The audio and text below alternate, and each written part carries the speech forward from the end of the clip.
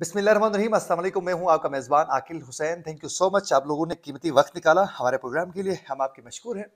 आज के प्रोग्राम में हम आज के 3 बड़े अहम मौज़ूआत की मुकम्मल तफ़सीलात आप तक पहुँचाएँगे। सबसे पहले आप लोगों को बताएँगे कि क्या army chief general Qamar Javed Bajwa मज़ीद एक्सटेंशन ले रहे हैं या नहीं? इस हवाले से उनका मौक़िफ़ क्या है?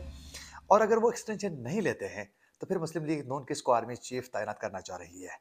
इसकी तफसीलात आप तक पहुँचाएँगे। वहीं दूसरी जानिब आज की दूसरी बड़ी खबर ये है कि साबिक वज़ीर-ए-आज़म इमरान खान के जो 2 ऑडियो लीक्स बिलख़ुसूस साइफ़र के हवाले से, उसको लेकर वफ़ाकी हुकूमत साबिक वज़ीर-ए-आज़म इमरान खान के गिरद-गिरा तंग करने की तैयारियाँ क्या इस वक़्त तक मुकम्मल कर चुकी है?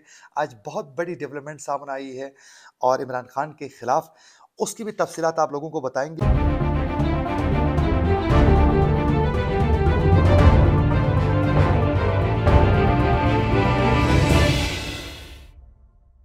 सबसे पहले हम बात करते हैं वाशिंगटन में पाकिस्तानी सिफारत खाने में ज़ोराने से खिताब करते हुए army chief general Qamar Javed Bajwa ने ये वाज़ेह किया है कि मुद्दत मुलाज़मत पूरे होने के बाद मैं अपना ओहदा छोड़ूँगा।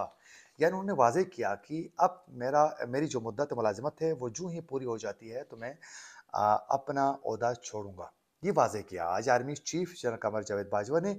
इससे ये वाज़ेह हुआ कि मज़ीद एक्सटेंशन का मामला जो चहमगोइयाँ चल रही थी वो सब फेक निकली और अब जो है ये वाज़ेह हुआ कि आर्मी चीफ रिटायरमेंट का ऐलान करेंगे, जो ही अपनी मुद्दत मुलाज़मत पूरी हो जाती है तो। इस हवाले से अब मुस्लिम लीग नून किसको आर्मी चीफ तैनात करना चाह रही है, इस पर हम अब बात करेंगे।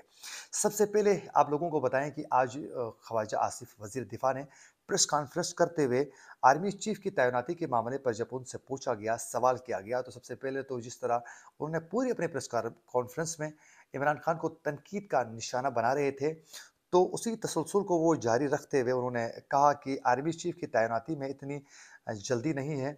इमरान खान को 2-3 हफ्ते और तड़पने दें, इसे मिर्चें लगने दें और उसके बाद फिर उन्होंने कहा कि आर्मी चीफ की तैनाती का जो मामला है वो रवां माह के आखिर या फिर नवंबर के आगाज़ में ही शुरू होगा और उन्होंने कहा कि नवंबर में ही आइन और कानून के तहत सारे मरहले जो है वो अबूर होंगे। यानी नवंबर में ही तमाम मामला जो है वो क्लियर होंगे और आर्मी चीफ की तैनाती या फिर इसी महीने के आखिर में या फिर नवंबर के शुरू में ही फाइनलाइज करने में वो कामयाब होंगे।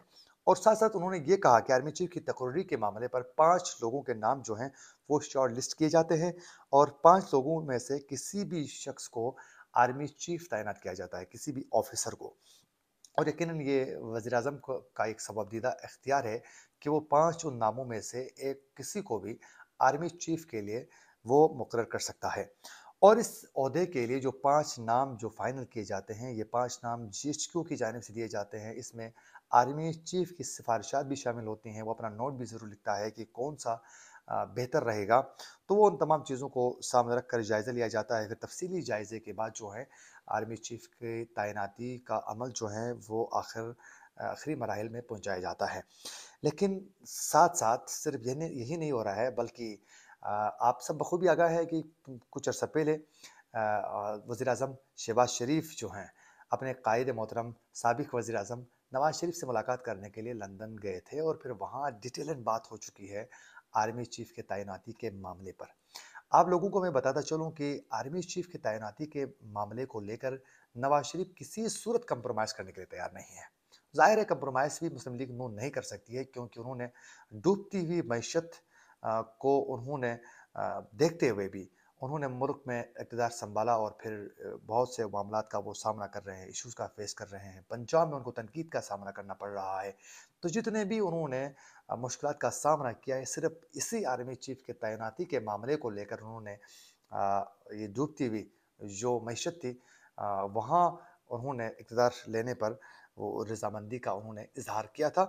तो फिर इस हवाले से नवाज़ शरीफ़ जो हैं वो यकीनन कंप्रोमाइज़ करने के लिए तैयार नहीं है। बिलख़ुसूस मुस्लिम लीग नून के सीनियर रहनुमा ख्वाजा आसिफ हो या फिर इसी तरह जितने भी नवाज़ शरीफ़ के ख़ासकर जो करीब जो रहनुमा हैं, वो कोई कंप्रोमाइज़ करने के लिए तैयार नहीं हैं और कोई भी इमरान खान के लिए सॉफ्ट कॉर्नर रखने वाला जर्नल या फिर उनकी फेवर या फिर उनके एजेंडे को प्रमोट करने वाले किसी को भी वो आर्मी चीफ के ओहदे पर तैनात करने के लिए रजामंद किसी सूरत नहीं होंगे। बिलखसूस फैज़ हमीद जैसे जनरल को तो वो एक्सेप्ट करने के लिए तैयार नहीं है, वो पॉसिबल ही नहीं है।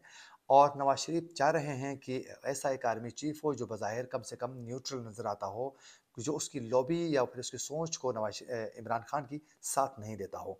तो ये वाज़ेह हो गया कि नवाज शरीफ जो हैं वो अपने लिए सॉफ्ट कार्नर रखने वाले ही शख्स को लाने की कोशिश करेंगे, लेकिन शहबाज शरीफ जो हैं वो सीनियरिटी के बेस पर लाना चाह रहे हैं आर्मी चीफ को। और अब ज़ाहिर है फैसले तो फिर नवाज शरीफ जो चाहेंगे वही करने में वो कामयाब होंगे। लेकिन एक बात ये वाज़ेह है कि आर्मी चीफ की तैनाती के मामले पर भी मुस्लिम लीग नून की मर्ज़ी रहेगी और फिर आने वाले वक्त में साबिक वज़ीर-ए-आज़म इमरान खान के लिए मज़ीद मुश्किलात बढ़ रही हैं। दूसरी बड़ी खबर ये है कि साबिक वज़ीर-ए-आज़म इमरान खान की जो ऑडियो लीक से जो मामला था बिलख़ुसूस साइफ़र के हवाले से, उस हवाले से उनके खिलाफ घेरा तंग करने के लिए वफ़ाकी हुकूमत ने आज बाकायदा वफ़ाकी काबीना ने एफआईए की एक तहकीकाती टीम जो है वो तश्कील दे दी है। आप सब बखूबी आगाह हैं, हम लोगों ने आपको आगाह कर चुके हैं पहले ही कि 1 अक्टूबर को वफ़ाकी काबीना की जो कमेटी थी कमेटी ने फैसला किया था हतमी तौर पर कि इस पर तहकीकात होनी चाहिए। फिर वफ़ाकी काबीना ने उनकी सिफ़ारिशात को मंज़ूर करने के बाद ये फैसला किया कि एफआईए की जो टीम है वो इसकी तहकीकात करेगी। और आज हुआ भी यही कि बाकायदा नोटिफ़िकेशन के ज़रिए ये वाज़ेह किया गया कि 5 रुकनी अरकान पर मुश्तमिल एफआईए की टीम जो है वो इसकी तहकीकात करेगी। नोटिफ़िकेशन के मुताबिक एफआईए के इस्लामाबाद ज़ोन के सरबराह तहकीकाती टीम के डायरेक्टर होंगे और टीम में आईएसआई, मिलिट्री इंटेलिजेंस और आईबी के नुमाइंदे भी शामिल होंगे। और फिर टीम इमरान खान, साबिक वज़रा और आज़म खान के साइफ़र से मुतल्लिक़ गुफ्तगू की तहकीकात करेंगे। तो यकीनन ये इमरान खान के लिए नेक शुगुन नहीं है, काफ़ी उसको मुश्किलात का सामना करना पड़ेगा। ये थी आज की बड़ी आम खबरों की मुकम्मल तफसीलात जो हमने आप तक पहुँचाने की पूरी कोशिश की। उम्मीद करते हैं कि आप लोगों को हमारे प्रोग्राम ज़रूर पसंद आया होगा। इसी के साथ अपने मेज़बान आकिल हुसैन को दीजिए इजाज़त। अल्लाह निगहबान।